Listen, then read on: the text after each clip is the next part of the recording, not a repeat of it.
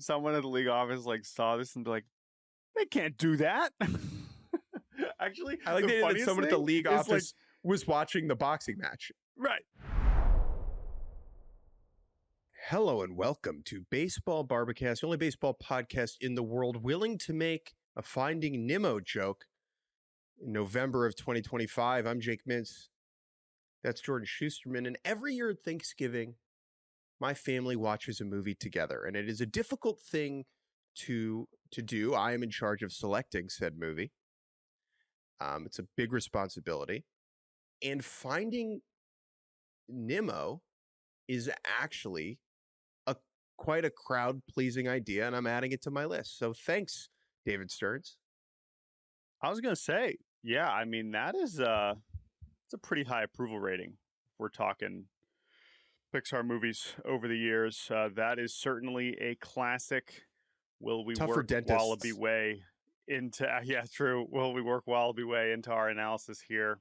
Stay tuned, folks. Let's get right to it. It's Tuesday, and we have quite the trade to talk about, and that is our opener.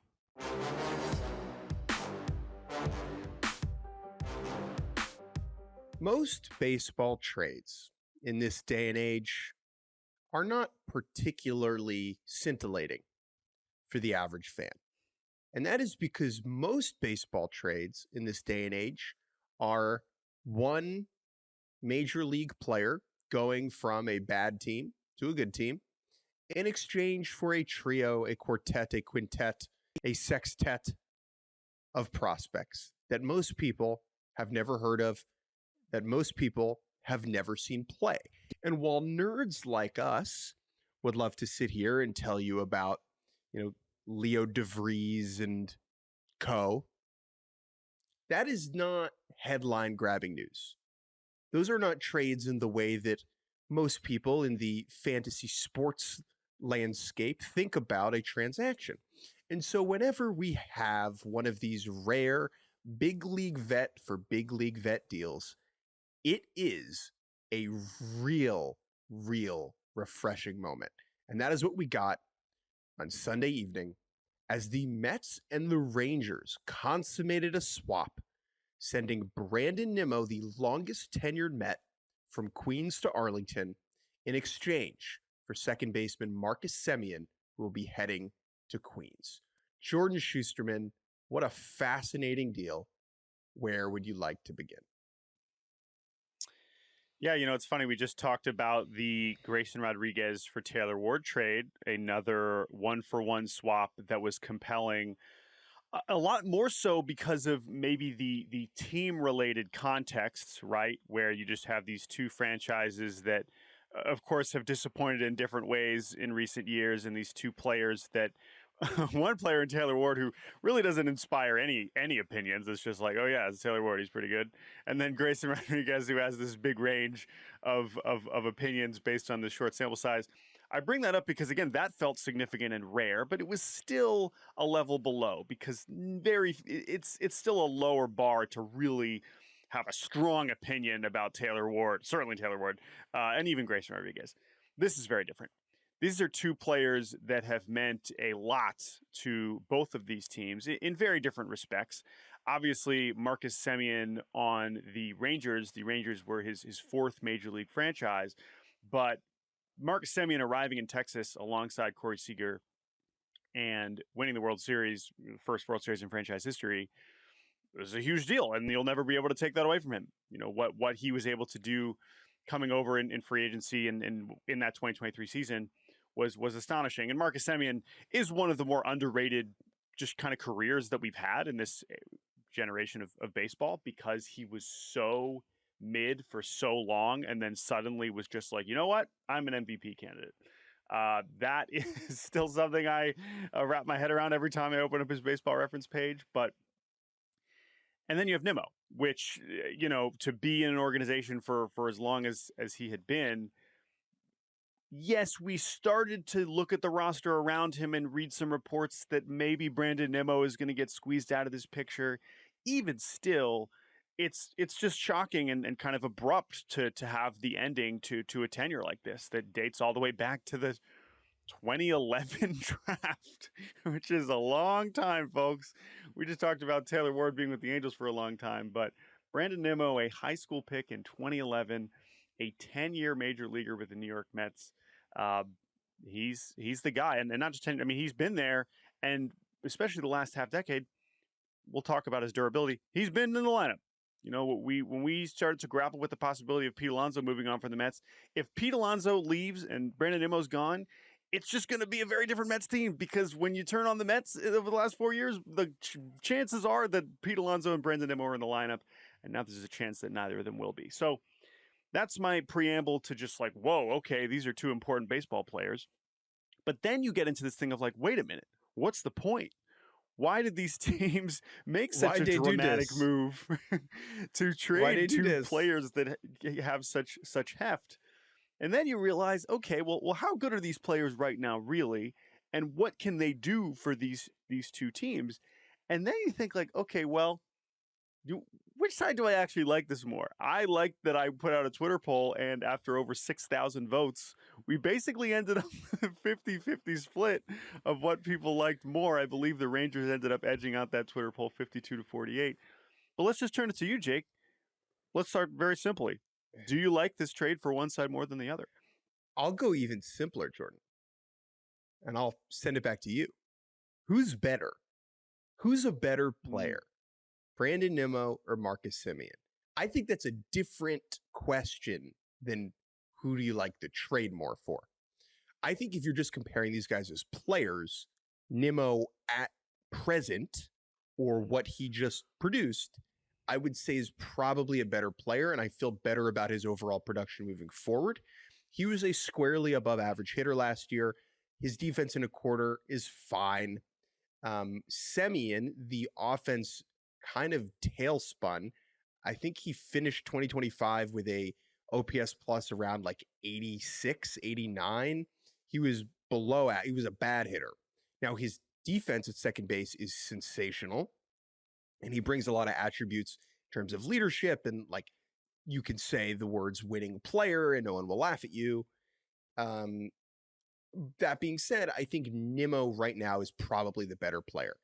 That being said, I like this trade for both teams. And I think the reason I like this trade for both teams is that what it allows both of these teams to do moving forward. It opens up a lot of doors for both the Mets and the Rangers.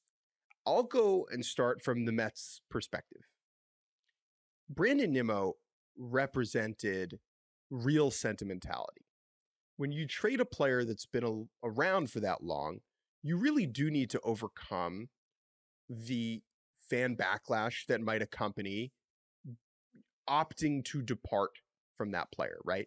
Especially when you have extended them for, remember, Brandon Nimmo has 5 more years on his contract. This is a player who it was very easy to one day imagine his number being retired at Citi Field. He is up there on Mets leaderboards. And so when you part with a guy like that, you are choosing, prudence and calculating efficiency over sentimentality. But I think what this allows the Mets to do is go in any number of directions now with their roster. You could argue that they could add pretty much any of the top free agent hitters, and obviously pitchers, any of the top free agent hitters to their roster and move guys around and trade guys where it would all fit the pieces together. Yeah, and that's what's both fun and I think terrifying for Mets fans. You do this move early enough in the winter that pretty much everything is still on the board, except for Josh Naylor. Let me hop back in. Let me hop back into that, where it's like, that's a great point. This move for the Mets especially cannot be evaluated in and of itself. There is so much more to this decision. If the Mets enter pitchers and catchers, and this is the biggest move they did this winter, I will go do a podcast about racquetball, right? Like, that's not happening. This is a preamble. This is a prologue to their offseason of transactioning. The Rangers, it's a little bit different, where I don't think there's a huge second swing coming from them. But from the Mets, the reason that you're willing to part with Nimmo, right, is just the doors that it goes and opens. Yeah, and let's stick on the Mets, but then I do want to get back to, well, I guess we can stay on this. I think you're overrating Marcus Semien's decline a little bit. I think that the notion that Marcus Semien could have more WAR than Brandon Nimmo next year is not that hard to imagine, just because totally of the agree. defensive difference. And it was a weird year offensively. I think it's more about the trajectory as much as what he just did, where he dealt with an injury for the first time in a long time. I mean, this guy had been one of the Ironmans in baseball. Basically played 162, 3 times, 159 in 2024. Dealt with, I think, a fractured foot in 2025 that really limited him. The OPS plus was 97, so it's not as bad as you described, but some of that is park adjusted to a Globe Life field that for whatever reason that a lot of people are still discussing was like one of the most pitcher friendly parks in baseball. And so his numbers are actually kind of inflated. But yeah, I mean, 669 OPS a year after dropping to a 699 OPS, down from the 826 that he posted when he was an MVP finalist in 2023. So clearly it's going in the wrong direction, and he just turned 35, right? So that's why you're a little bit worried about Marcus Semien's offense and bat. Now, that said, there are still, as Davis turns methods. He's not a game-changing offensive player anymore. I think I feel pretty good about that. He's a bat that you can win with, not a bat that you win because of at this point in his career. Totally fair. Totally fair. Whereas Nimmo, because he literally has never been a below average hitter. I mean, his OPS plus has been above 100 all 10 years of his career, which is very impressive. And he's left-handed, a little bit younger. I think that, yes, that in terms of upgrading the lineup, for sure. But the defensive, maneuvering is going to be important for Texas. It sounds like Nimmo, interestingly, according to Chris Young, is going to play right, which he really has not played in 5 or 6 years. You know why? He's played some more center, played some left. I guess they'd rather keep Wyatt Langford in left, keep him in center. What are you doing with Evan Carter? There are obviously more questions on Texas' side because they were not remotely close to the postseason this past year. Now you could say, what do you mean? They only had 2 fewer wins than the Mets, which is true. That says more about the Mets than I think it does the Rangers. But I also think that I really have no idea what to expect from Texas moving forward. I think that the discourse around their finances has been very interesting, troubling to a lot of fans, and frustrating because you just won the World Series a couple years ago, and now a lot of the we got to cut back. Speaking of getting rid of familiar faces, okay, maybe it's not as long of a tenure, but they just non-tendered Adolis Garcia, Jonah Heim, and Josh Sborz, and Jacob Webb, right? But those first three are like huge parts of the World Series win, like massive, obvious, all 3 of them, right? I mean, truly, Sborz included. Okay, let's not forget what Josh Sborz did in that postseason. I know he's been a complete non-factor the last 2 years. And so the Rangers are dealing with a similar kind of thing right now where they're going to their fans and saying, like, hey, those guys whose jerseys you have and you've come to cheer on and you saw win the first World Series in franchise history, they're gone now because we don't want to pay them anymore. Now, those are much more justified moves because of how bad those players have been or unavailable they've been. But the question now, and this is what I wrote about in the immediate aftermath of the trade, is like, okay, Rangers, are you just cutting payroll to cut payroll because you're a baseball team and sometimes the owners decide they don't want to spend as much as they used to? Or are you reallocating these funds towards another big move? Do they have one big free agent signing in them, whether that's on the mound, whether that's in the lineup to fix an offense that was just, honestly, since 2023, for the last 2 years, has been perplexingly awful for reasons that range from park factor to hitting coach to player underperformance to injuries to everything. Hit coach. Yeah, right. So all of it is related. But the Rangers, I don't want to rule them out. It's possible that this is their big reshuffling, but I don't know what to count with them. But with the Mets, back to them. Let me speed run. There's no. Hold up. Wait. I want to speed run the alignment quickly. So if you're taking Semien away from second base, right? Like this is a guy who literally played every single freaking day. And so who's playing second base? Well, it probably moves Josh Smith, who was more of a utility type last year, filling in at infield spots when guys were hurt. He was a very, very good player a year ago. He's going to probably be the everyday second baseman. Josh Young plays third. Seager, whenever he's healthy enough, will play shortstop. And then Ezekiel Duran will move around the infield, with the outfield being Carter, Langford, and Nimmo. I think that makes sense, right? That all fits together. And you can envision a world in which the Rangers don't add to that group between now and opening day. The Mets, position player group. There will be additions. What are the certainties at this point? I think is an interesting way to start. Francisco Alvarez will catch. Francisco Lindor will play shortstop. Marcus Semien will play second. Juan Soto will play right. And Jeff McNeil will probably be somewhere. Beyond that, it's a haze. It's a total haze. I wouldn't include Jeff McNeil. Okay, so that court, it's really those four players then, right? It's Alvarez, Lindor, Semien, and Soto. And anything else could go in any direction. Mm-hmm. Yeah, and that's the fun of it. And right, just to wrap up Texas, I do agree with you that the position player group, it's harder to see a bigger move there. Not that they, as I just mentioned, couldn't use more offensive help, to be clear. But it's just they're way thinner on the mound, and I think if they do make a big move, it'll probably be on the mound. And that's also what they've done more recently. Yeah. But yeah, for New York, it's just like, man, I mean, how many more trades are still in them?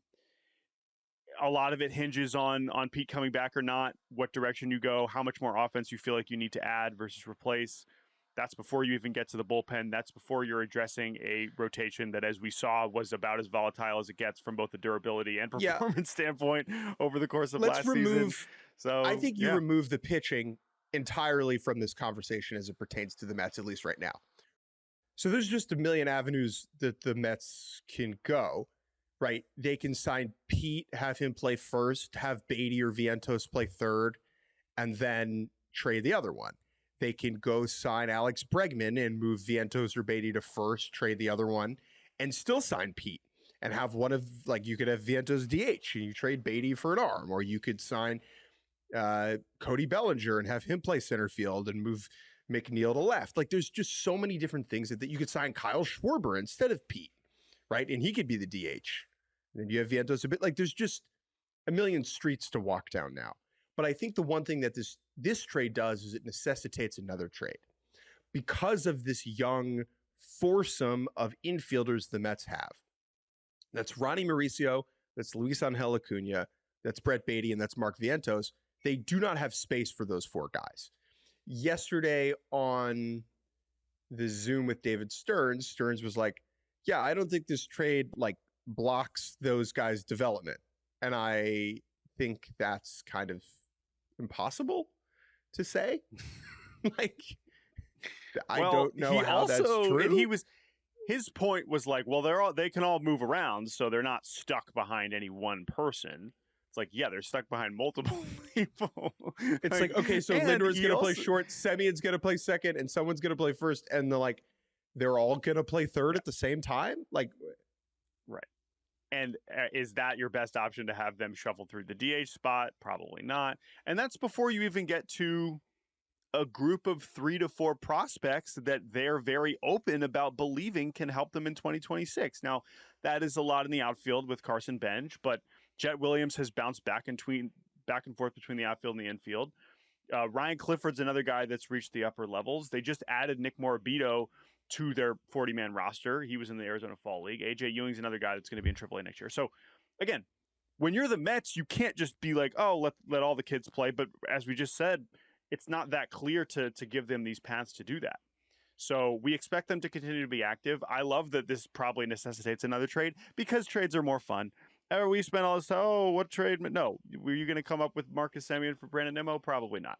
And that is what makes this great. That is what makes the offseason great, because we get to come on here and react to transactions that we cannot predict. Free agency, I say this every year. Free agency, you can spend the whole time putting players with teams you know they're going to sign at some point. But the trades, they just hit you, and then you just are kind of left to be like, oh, wow, how'd they come up with that one? Huh. Especially because, you read the MLB trade rumors, most, tradable players are the most likely to be traded. Mm-hmm. And those folks do a great job. And neither Brandon Nimmo nor Marcus Semien are on the list. Right. And you're like, right. You're like, David Stearns and Chris Young are just cooking on a different plane to the rest of us. Which is great. Yeah. And I think that's a good place to end it, just to kind of wrap on the financial side of this, right? Is, Semien is owed $72 million over the next 3 years. Nimmo, $102.5 million over the next 5 years. Nimmo 2 years younger. So really, it's a similar level of age commitment for both of them.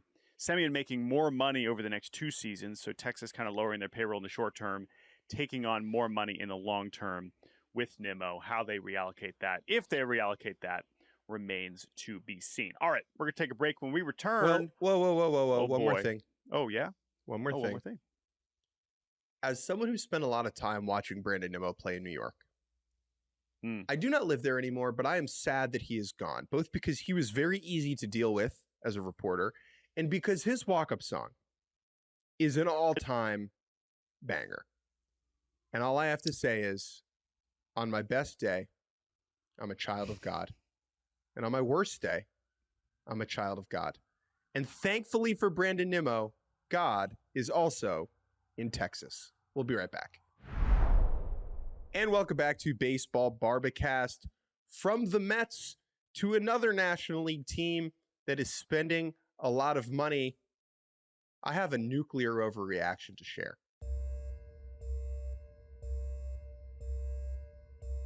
The Los Angeles Dodgers, they're the juggernaut. They're the bad guy. They are going out and getting every Japanese player to form a super team of Samurai Japan on the west coast of America. But guess what? Not every Japanese player wants to join. If you can't join them, beat them. And that's what Tatsuya Imai is saying. And my overreaction is that Tatsuya Imai is not the hero we deserve, but he is the one we need. A story came out earlier this week that the Japanese starting pitcher, one of the top available arms on the market this winter, said, quote, about the Dodgers, I want to take them down. I think beating a team like that and becoming world champions would be the most valuable thing in my life. Now, whenever something like this happens, Jordan, and we get a player in Japan, we talked about this with Yuri last week. We get a player in Japan given a quote about where they want or don't want to play. It's hard to like timestamp that quote, and it's difficult to like understand the totality of the quote because you and I don't what? Speak Japanese. Speak Japanese, correct. We don't speak Japanese. However, there is an article on MLB.com written by friend of the program, Michael Clare, and friend of the program, Ayako Oikawa, that has it all laid out for us. And boy, does this make me like Tatsuya Imai. You're not giving this enough credit because this is not just a story coming out. The context here is crucial. This is a conversation that Imai was having with fellow Seibu Lions icon, Daisuke Matsuzaka, who knows a little something about pitching in Major League Baseball, and coming from NPB to MLB with much fanfare. And this was just a very conversation that, again, was translated in many different places, but I think that is important too, including by Yuri, which you can go look on his, of course, on his account, Yaku Cosmo. If you haven't listened to our conversation with Yuri last week, with way more Imai stuff, which was honestly helpful. We asked about Imai's personality and just like the kind of dude that we think he's going to want to be once he gets here, and how we've gotten to know these Japanese players from a personality standpoint in a very interesting way over the past few seasons. And the quotes in here about him basically being like, not just I want to beat the Dodgers, saying, of course, it would be cool to play with Ohtani and so on, but beating them would be even more special. He also has some very interesting quotes about, okay, do you want to be, not just do you want to be on the Dodgers, the best team, with all these other Japanese players, but on the concept of playing with other Japanese players. This is another thing that I think culturally we're left to trust those who know the language and who understand the background of these individuals about whether players coming over from Japan would prefer to be with other Japanese players or not, because we've gotten varying reports on and I'm sure it's case by case. Clearly, I think we've learned that it is not. Yeah. It is not a one size fits all situation, and there is not one thing that determines whether they like to. But Imai, the quote here again, I'm pulling from Yuri's translation.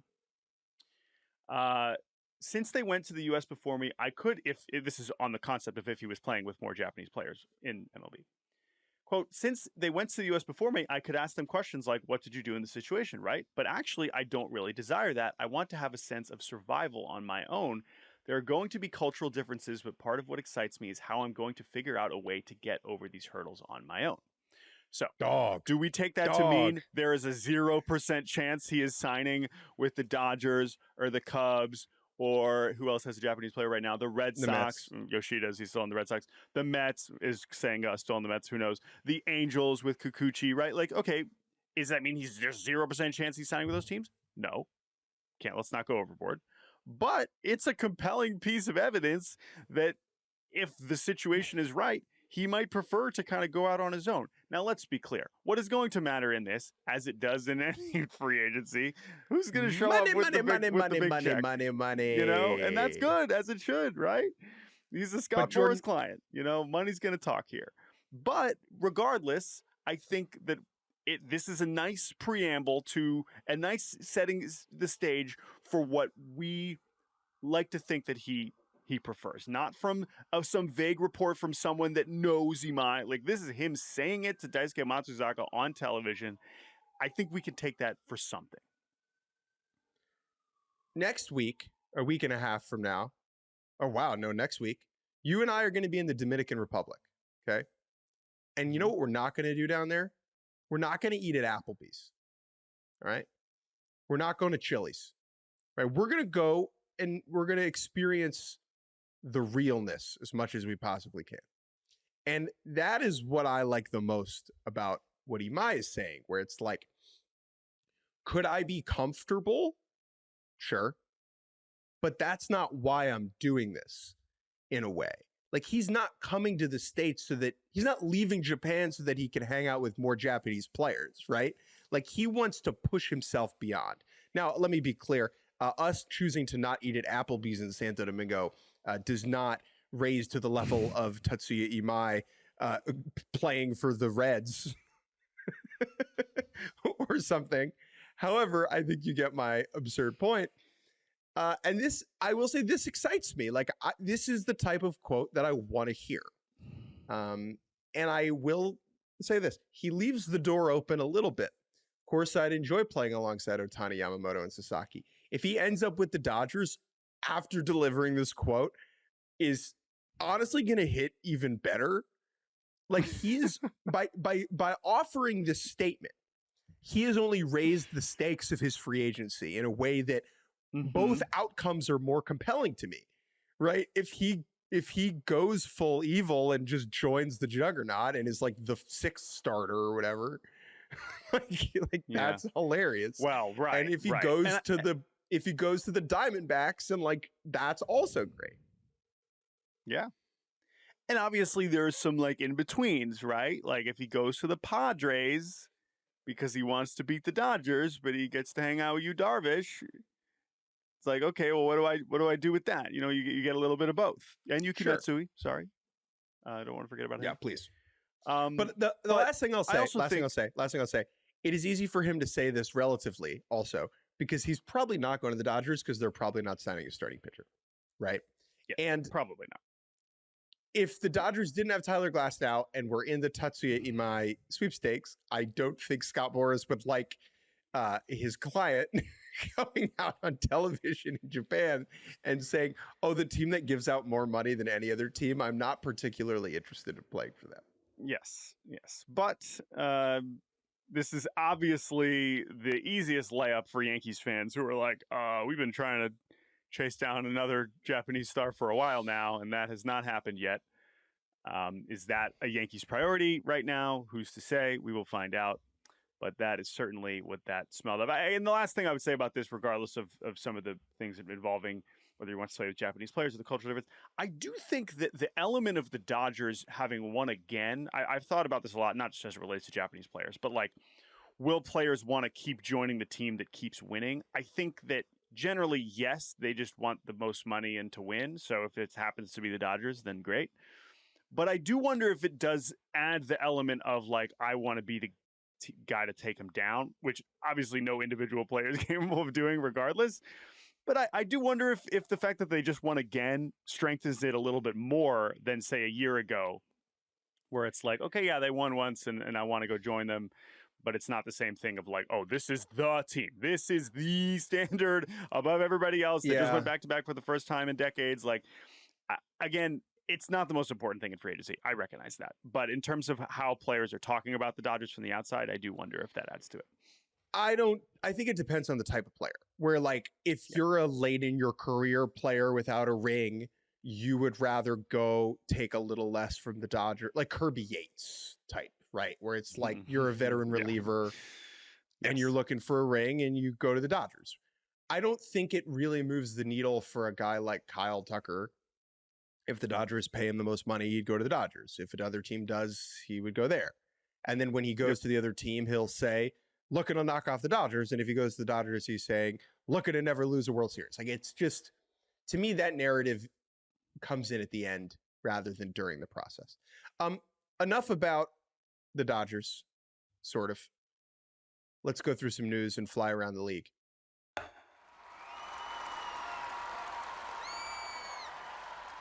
Inalienable TV rights. Inalienable TV rights. This is, I mean, pretty enormous big picture baseball news because it's just been hovering over the sport for a while, which is where can you watch the baseball games? When there's a big baseball event, what channel is it going to be on? What streaming service is it going to be on? Are we still calling them the streaming service? Yes, I think we are. But let us welcome Netflix into the fold as a official broadcasting partner of Major League Baseball. Yes, coming off a World Series that was seen by so many people, hilariously, on Fox, which is not really part of any of these discussions. We have news involving a 3-year rights deal with 3 companies, one of which we are very familiar with. That is ESPN.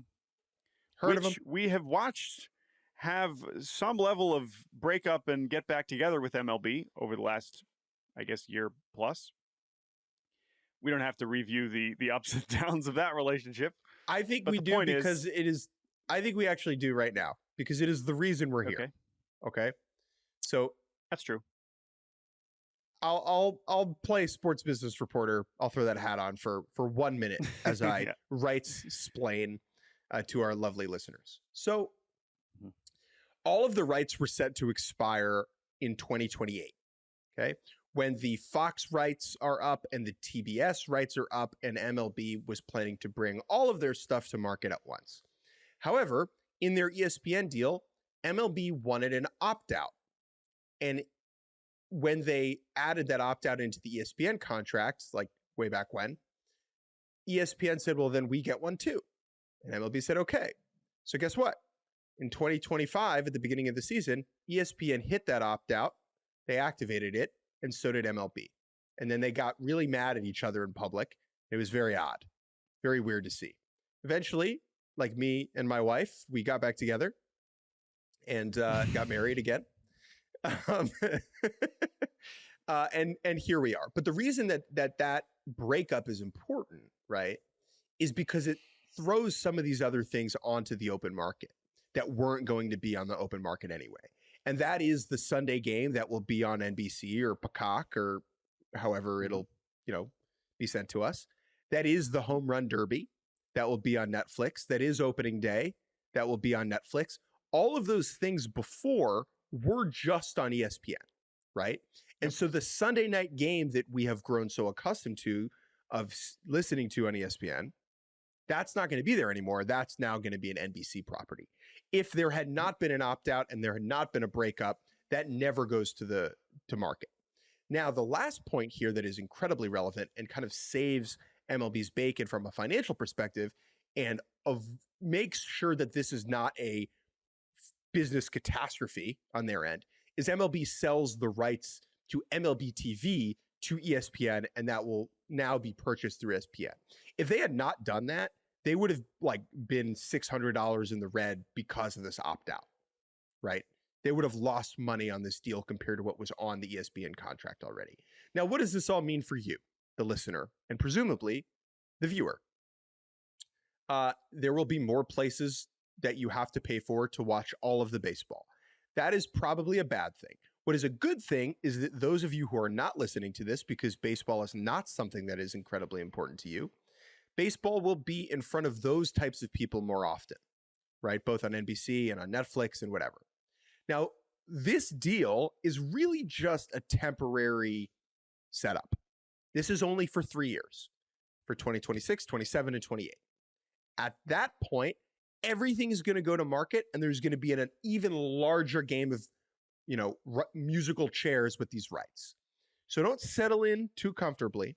I think the thing that I'm most interested in, Jordan, is like, who's ESPN going to pick as, like, are they going to stick with the Ravitch, Eduardo Perez, David Cohn booth? Is NBC going to have an interesting like, what is it all going to look like, and who are we going to be listening to?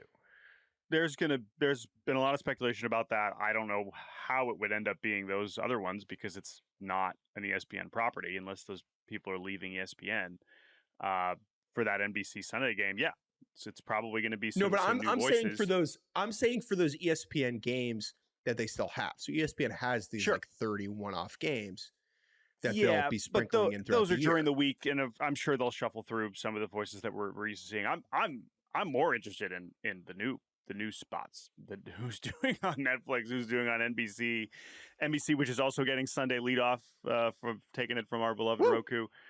And then we should also, the one you did not mention too that ESPN had is the Wild Card series. So that also goes to NBC. So that's important. Some other things are still staying, right? Apple TV is still doing Friday Night Baseball. Fox is still doing the All-Star Game. But yeah, Netflix getting involved is interesting. The Field of Dreams game is coming back. Netflix will be doing that. I believe that is Twins Phillies, if I saw that correctly. So that will be back for the first time since 2022 in 2026. But yeah, to your point, this is temporary. How it impacts different fans in different markets is also relevant, because the MLB TV component is relevant to certain fans more than others, because MLB has this in-market streaming rights for, I think, 5 teams. So it's hard for us to say exactly what you, the specific listener, will be impacted by this. But yes, it'll be spread out just like everything else is in media, not just sports media nowadays, but certainly sports media. But we will have to get ready for a much larger shakeup in 2028, which again, how 2027 goes and how much baseball we play in 2027 will probably impact the appetite and whatnot for these respective carriers. So I am really interested in the Netflix side of things. Mm-hmm. When Apple got the rights on Friday night, those broadcasts look and feel a little different, where like the camera quality is crisper and the graphics are super minimalist, and like it all does have a distinctly different type of energy to it. I think Netflix is going to take it even farther. And I think it's going to be very cinematic, so that it fits in with the rest of the content that's on their platform. What that looks like, I have no idea. I think it is very instructive that they took the Field of Dreams game, right? Because you can turn that into like a movie. We're going to get some funky camera angles. We're going to get some weird stuff on Netflix, at least for that game. And definitely for the Derby. Yes, that was my last point. Is certainly for that game, but that game lends itself to it in a much more obvious way regardless. But people have been complaining about how the Home Run Derby is broadcast, not necessarily who the people are broadcasting it, but literally how it is shot and how you are left to follow it with the current format.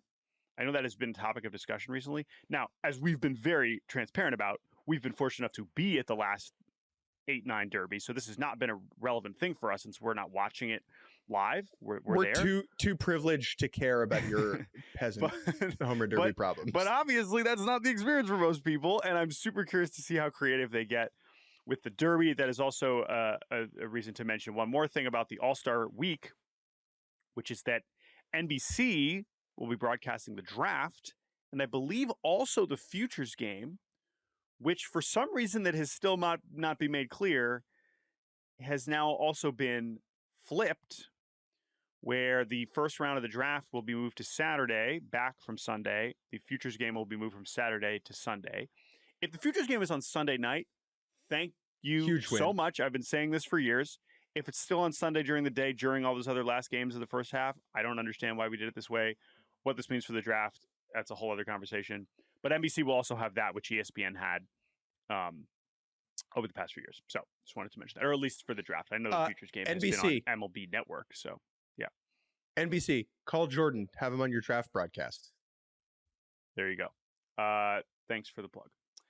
Anyway, no if worries, there are other big fan. Manfred announced some other things because he was at the owner meetings, but nothing else as important as where you can watch the baseball games.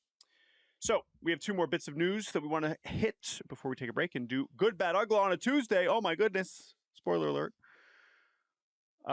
One, I guess, transaction. Is it a transaction? Do you call hiring a manager a transaction? No. That's a good place to start. No, it's not on the transaction log. That is true. The Colorado Rockies have decided to retain interim manager Warren Schaefer, who replaced Bud Black midseason, and made sure that those Rockies would only lose 119 games and not 122. Warren Schaefer will remain as the skipper of the Fightin' Rocks as they move forward into the Paul DePodesta era. Warren Schaefer, who has been in the Rockies organization for quite some time. When he was named the interim manager, that was the first many people had ever seen this name in their lives, but now they will see it a little bit more often. He's still managing a bad baseball team. But congratulations to Warren Schaefer, and in very simple terms, I don't know what to make of this, because the narrative of the Rockies this offseason and the shocking hiring of Paul DePodesta during their front office search is, okay, what is going to be different? And while I think that Warren Schaefer being in charge is more encouraging than Bud Black somehow still being in charge, with all due respect to Bud Black's legendary career, I don't know what this tells me about the direction of the franchise, or if it really matters that much. I think that what's happening above Warren, this is not a commentary on Warren Schaefer's candidacy whatsoever, because he might be the right guy. I think what's most important, and I would imagine you agree with this, what's happening above Warren Schaefer is far more important than what Warren Schaefer is doing. If this is just a matter of to keep continuity and to keep kind of the players at least following someone that they're familiar with, that makes sense to me. Also, you're getting kind of late into, I mean, not that there aren't still other candidates out there that probably want to get back into managing in the big leagues. I have to imagine we've gotten to the point where they're like, we got to wrap this up, and maybe we just stick with Warren, at least for the short term. This was the only viable option, I think, at this point. I don't think you're getting any needle-moving managerial candidate to leave their current position at this point in the year, and I don't think this is a job that a lot of people want right now until they see the direction that this franchise is headed. Paul DePodesta gave a quote via Patrick Saunders of the Denver Post, quote, "We're confident Warren is the right person to lead our club moving forward. He's established strong relationships with our players, understands the culture of this franchise, and embodies the energy and work ethic we want." That's all good and nice. Understands the culture of this franchise. Mr. DePodesta, the culture of your franchise sucks. That's the culture. The culture is you have lost the most games over the last half decade. Congratulations. Sick culture, bro. And again, maybe that's nitpicking, because that's not Warren Schaefer's fault. But if you want to usher in a new era in Denver, having a guy who's been there for that long maybe doesn't feel like the best way to do that, especially giving him like a multi-year deal. That's the thing. Yeah. Do I think Warren Schaefer is going to be the manager of the next winning Rockies team? No, nor do I think he should be. And that's not his fault. This organization needs a total facelift, right? There are kind people there, but this is not working. It needs to change. Yeah. And so I think this is both the inevitable outcome, and it is also, not an unfortunate one, but like, I am not exhilarated. If I'm a Rockies fan, this is not like, woohoo, like we got it. Like, but I also think it's a product of how the front office search went.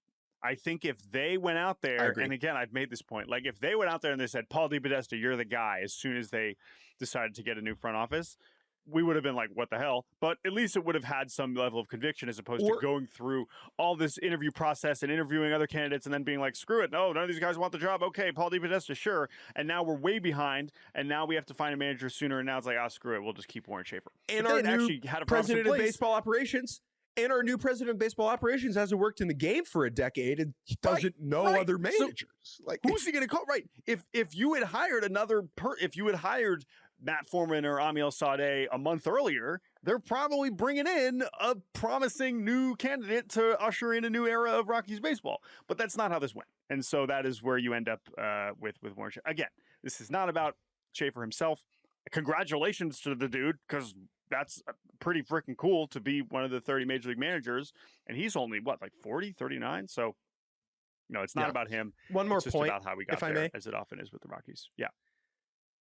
Listening to Paul Taboni in DC talk over the last couple of months, he is someone, the new president of baseball operations here, he is someone who has been very vocal about starting a new culture in DC. New. Right? New. Where here you have DePodesta referencing the culture of this franchise. And yes, the Rockies have had a storied history in some respects. But this is not a situation where you want to maintain a culture that led to 119 losses. And that's all I have to say. Yep. One more topic before we take a break, and that is a report from The Athletic that teams are interested in free agent Ryan Helsley as a starting pitcher. What? Why would you do that? Well, this is not catching us quite as off guard as it would have 6 years ago, because this is something that teams are doing where they are looking at relievers for one reason or another and saying, well, let's get into those reasons here in a second, and saying, you know what? I actually, this guy's got great stuff. Of course, he's striking out a bunch of guys in relief. What if he could do that as a starter? Ooh, that would be fun. Now, Ryan Helsley is one of the more extreme cases of this. Yes, we've seen Seth Lugo. Oh, Clay Holmes, that felt pretty extreme. Almost all of these pitchers were starters earlier in their careers. Sometimes that was in the major leagues, in the case of Clay Holmes, very briefly. Ryan Helsley is not. This has not been a starting pitcher for quite a long time. He has been about as relievery as it gets, as a capital C closer. Obviously was not that with the Mets because he was bad and Edwin Diaz was there. But one of the best relievers in baseball a year ago, right? And it's 2 pitches, and he throws his max effort, one of the hardest throwers in baseball. And it's like, all right, this guy is a reliever. He belongs at the end of games, striking out the side of the ninth. So we could debate about why Helsley is a good or bad candidate to be a starter. That's one way to do this. But bad candidate. Sure. Agreed. Okay, so moving forward. Why do teams do this? This is where I'm just going to get as cynical as it can be. The Tigers are the team mentioned here. Okay, I don't want to pay for Dylan Cease. Oh, maybe we could just make this reliever and he can just throw 100 more innings and it's not going to cost as much as Dylan Cease or Framber Valdez or even Michael King, maybe, because I don't want to pay. I don't want to pay. This is what the Mets just did with Clay Holmes. And hilariously, it kind of worked for Clay Holmes. The rest of the strategy did not work, as we know. Yeah. But this is a way for teams to be cheap. That's a fact. Yes, it is creative. And yes, when it works, you have to credit the player development and the coaching. But this is a way, you're looking at starting pitching and being like, wow, that's expensive. You know what's less expensive? Relief pitching that we can turn into a starter. I'm going to out-cynical you. Okay. Oh, okay. I mean, I'm not saying that that's not smart or not an advanced way. And by the way, I know in a lot of these cases, the relievers are like, hell yeah, I can be a starter again. I'll show them that I always meant to be in the rotation. And sometimes it works well for both team and player. But at this point, this is also my read on it, is it's like, I don't want to pay starting pitching prices. I'll just turn a reliever into a starter. But maybe I'm wrong. So here's why I somewhat disagree. And I don't have inside information on this or anything. But so I'm sure at some point the Tigers had a meeting that was like, are there any relievers we think we could, develop into a starter? This feels like the type of thing that when it comes out, it's coming out via the agent of the player because it bolsters the market for them. It adds more opportunities, more places that they can go. I'm not going to name names, but I know of a situation over the last couple of years where a player who we got, a reliever, we got the there are teams interested in him as a starter. He wants to start. That didn't end up starting, who the player had no interest in being a starter. Like, it was just like a smart ploy by the agency. And so I am a little skeptical here that, like, do I think that Ryan Helsley will start a game in 2026? No, I do not. I do not think this is happening. I think this is much ado about nothing. No, and it's a great point that it would absolutely benefit teams to say, oh, he could do this.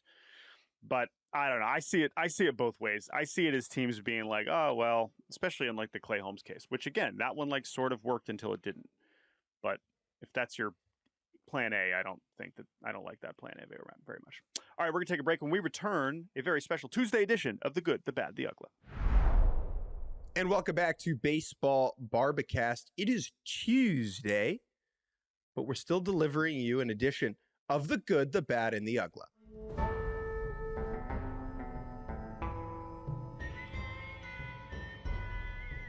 This Friday's episode is going to be our time capsule episode, which we have already recorded. And so we said, you know what? Let's do Good, the Bad, the Uggla on Tuesday. There's no rules. As I said earlier, we have rights. Jordan, what's good? Media rights. That's what we have. We have rights. Rights to create media. All right. My good this week is a video of Junior Caminero touring the currently in rehabilitation mode Tropicana Field. Junior wearing a hard hat, which also just looks like a baseball helmet, and wandering the halls of his home ballpark to see if they indeed are going to play in 2026 back at the Trop. And it does appear that that is going to be the case, according to Commissioner Manfred, that they are planning to have this roof back in good enough shape following the hurricane damage to play baseball in 2026. I know some people think this is stupid because why would you fix this crappy ballpark to then just either leave or tear it down or whatever? I don't really care about that right now. All I care about and why it isn't good is just Junior Caminero. What a delight. Congratulations to him, who, by the way, just had the birth of his baby daughter. But the best part of this video is at the very end, Junior Caminero is sitting in the bleachers and he is pretending like he is cheering on the Rays. And he says, Junior, you're the best. He's like pretending he's the fans. And then he pretends like he hits a home run. And then he mimics the home run sound, the home run horn. That is they're not the only team that has this, of course. But the one that they play in the Trop is a very distinct noise. And his ability to mimic that noise, and then, of course, the Rays video editing, kind of plopping that in there, it made me laugh so hard the first time I watched it, and also just made me happy. Because for Junior Caminero, the Trop that's the place he's was working towards, and that is where he made his Major League debut, if I recall. And when you sign with the Rays, we can all make fun of the Trop as like compared to these other cathedrals of baseball that we have across the country. But for Caminero, it's like, no, that's the big leagues. That's what he pictured. And for him to get the taste of it and then to not get to play in it this year, but to get to go back and to be the guy. He's the guy. He's the Rays guy now. Earlier in the video, is he awesome. says, my house.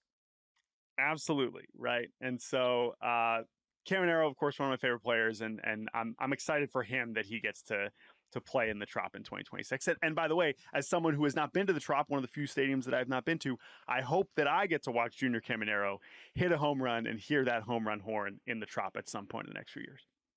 That's my good. We're going, baby. You and I. Make pilgrimage. Yeah. My good is a tweet from chess.com. Oh, all right. How about this that? Tweet says, the first ever Super Pog Champs is here. Previous Pog Champs competitors are back to face off against challengers deemed too good to compete before. Basically, this is a celebrity chess tournament. And there are a bunch of people on here that I don't recognize. There's a guy who was an actor in Heroes. There's former NBA GM Daryl Morey. And there's Cincinnati Reds outfielder Will Benson. Who did you say he was not Daryl Morey is still GM in charge of. He's still in charge of. He's in charge of the Sixers. Yeah, he's the Pobo for the Sixers. He's the Pobo for the Sixers. He's Not a hoop Daryl Morey's knower. still very much around. Not a hoop knower. Yeah. Daryl Morey Anyway, sorry, taking Will Benson. time out of his busy day running the Sixers to play some chess. Will Benson, who was tendered a contract last week to remain in the Cincinnati Reds, will be participating in this celebrity chess tournament. In the graphic, Jordan, what do you notice about the graphic, the picture of Will Benson? Oh, I see. The hedge. Oh, wait. What about it? He is wearing the Red City Connect hat. Now, the thing about that is that it looks a little too much given the like the filter on this, like a Guardians hat where he also played. It looks navy and not black. Yeah. And I don't like that. But also, yeah. Well, I like that the description on chess.com is the following. Okay. Former chess novices from past tournaments and strong chess-loving celebrities are ready to showcase their talent. The most high-level PogChamps yet. The event will feature a $50,000 prize fund. Some of the most successful creators and celebrities in the world. I love Will Benson. Is he one of the most successful celebrities in the world? No, celebrity, definitely not. I think being a Major League Baseball player is absolute of any status, and he's a major leaguer. Like at this point, there's no disputing that. Is every bit as impressive as these streamers, who I know more of Gen Z knows who these people are. You know, Andrea Botes and Tyler One are much more popular than Will Benson, but I think it's okay. I think it's fine calling Will Benson that. This is good. I'm excited to watch Will Benson play some chess. I don't know why. It's just good to have. Yeah, it's good to have other interests. Yeah, I'm gonna ask. I'm gonna try to find out if Stephen Kwan got the invite here, because I know that the Will Benson chess interest. I don't know if it started, but I know a big part of the chess boom for Will Benson involved his time with Cleveland, and they're big chess fans in the Cleveland clubhouse. I will have to ask Stephen Kwan about that. All right, let's go to bad. My bad this week. Is this fair to be bad? I don't know. But University of Tennessee pitching coach Frank Anderson is departing to join Tony Vitello in San Francisco. This comes about a week after it is reported that their strength coach, Quentin Eberhardt, I believe is the pronunciation, who's also been there for Tony V's tenure, will also be joining the Giants organization. And again, congrats to Frank Anderson, who will also be working in professional baseball for, I believe, the very first time and has a good reputation as a college coach. I don't like how this has gone. Like, to me, if Tony's going to leave, awesome. Hell yeah. If you want to bring your guys, just bring them. You know, that I feel like that needed to be part of the thing earlier on than just like slowly losing staff member after staff member who realized like, oh, maybe I should go. And also that like Tony's still like, yeah, of course that's who he's pulling from, because those are the guys that's who he knows. So well, let me also add, when this happens, when this happens pro team to pro team, there are restrictions on how many people you can bring with you, right? So like Paul Taboni going from the Red Sox to the Nats, there are only so many former Red Sox employees he's allowed to bring along with him. Those rules don't apply to college. And so because of that, Tony V could, if he wanted to and the employees wanted to, rip up the whole freaking staff and travel with it to San Francisco. Right. And so that's what just feels a little weird. Frank Anderson will not be the Major League pitching coach, to clarify. I believe they hired Justin Message, which is interesting. But yeah, I don't know. Maybe I'm being a grumpy old man, but it just feels like this is how this is going. I don't love that. So that's my bad. Yeah. My bad is Hal Steinbrenner, owner of the Yankees, crying poor.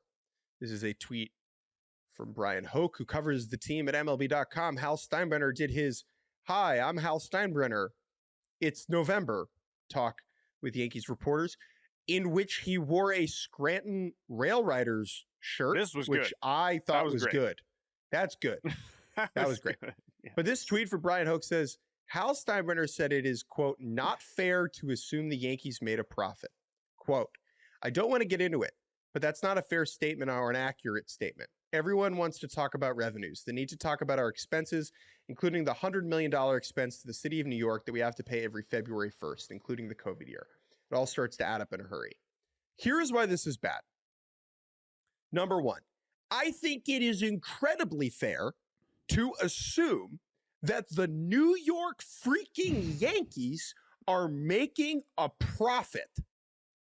Okay? If I can't assume that the biggest baseball franchise, still the biggest, okay, still the most popular in the world, selling more merch by a factor of frickin' a 50. If I cannot assume that the Yankees are making a profit, then what in this world can I assume? Okay? So maybe they're not making a profit, but I do think it is fair to assume as much. Next point. If you're not making the profit, Mr. Steinbrenner, open the books, prove it. Okay? Prove it. It is very difficult to watch the Yankees exist and assume that they don't have the financial wherewithal, the financial ability, the coins to spend money. That is, when you go to Yankee Stadium, Jordan, and you walk around, are you like, man, it's a real dump. Like, these guys must be, they're struggling, penny pinching. Yeah. What are we doing here? Now, look, do the Yankees have more expenses than we think about? Maybe. I don't know for sure. I can't believe you. So I don't know what to say. And the last thing I will say about this is based upon the way that the Dodgers have operated the last few years, right? And I assume that is related to this comment and was worked into the question somehow. If you are running the Yankees and you cannot make them make a profit, you are bad at business. Okay? Someone else should step in, right? If you, like, that does not make sense to me. That's a you problem, big dog. Or if you're Steve Cohen, you don't care about that because you just want to win a championship. Which I'm sure Hal Steinbrenner wants to also. Yeah. Sure. But I will say, Hal said some other interesting things in this presser involving the Dodgers. He was like, yeah, okay, do I need to spend more? Dude. Maybe not. He also had a quote that was like, yeah, me and the Mets, we spent a lot of money, and how'd that work out for us?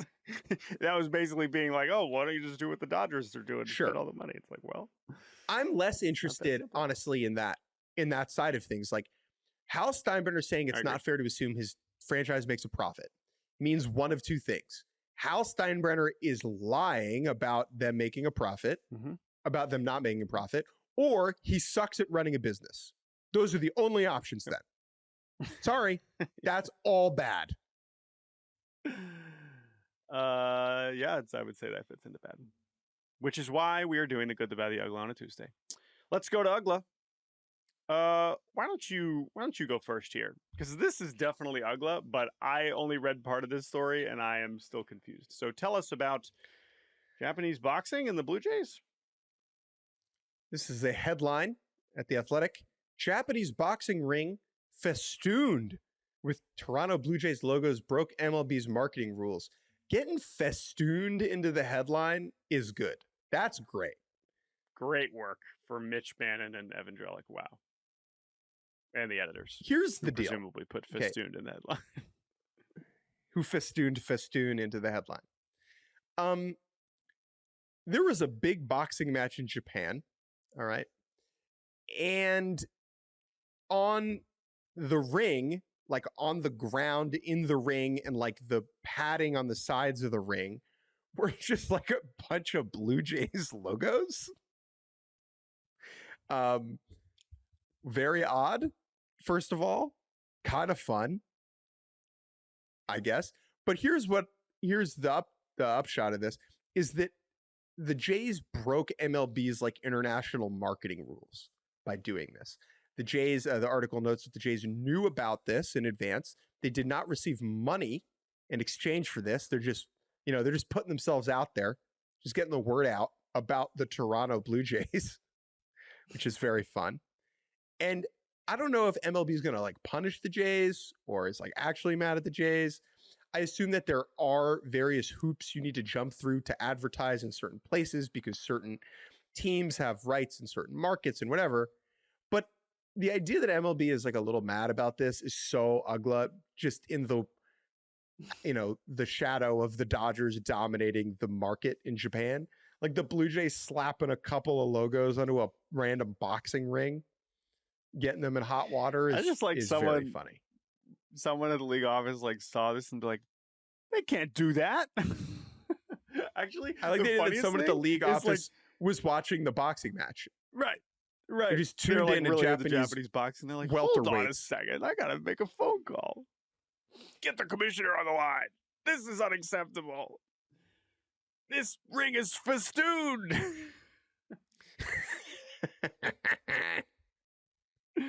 All right. We will stay in Asia for My Uggla. Of course, we went heavy on the NPB check-in last week. For My Uggla, I'm going to do a little KBO update. Congratulations to Cody Ponce on winning the MVP. He received more, I believe, about 75% of the vote. That's because former first baseman Lewin Diaz of the Baltimore Orioles and a few other teams, after being DFA'd 100 times, Lewin Diaz hit 50 home runs for the Samsung Lions this year, but that was not enough to win MVP over Cody Ponce. So congratulations to him. Two other transactions I want to mention, or one. One is that the Kiwoom Heroes posted their star third baseman, Sung Moon Song, who is going to try and come over to MLB. He was one of the best players in Korea over the last couple of years. Not as long of a track record, so he's not someone that is expected to sign a huge contract or anything. But there's a chance this guy gets a major league contract because he's a third baseman that can play solid defense and can hit pretty well from the left side. So keep that name in mind, Sung Moon Song. But the two signings I really want to mention, one is my guy, Baek Ho-gung, former slugger of the KT Wiz. I'm wearing my Wiz hat today. This was bad. This bummed me out. He was a full free agent this winter and had thought about coming to MLB. But you need to give a little bit more Baek Ho-gung background. Okay, I think you need just a little bit more. KT Wiz was one of the brightest young talents in Korea. One of just the most fun hitters to watch of my lifetime, truly. 2020, when we were all watching KBO, this dude stole my heart and continued to rake over the next few years. Then his career kind of gets derailed. He's a chonk with big power. Big boy, big swing, lefty bat speed, just so much fun to watch. Career kind of goes off the rails. He deals with some off the field stuff and some injuries. But he's been okay for KT the last couple of years. But he becomes a free agent. I hoped he would come over to Major League Baseball.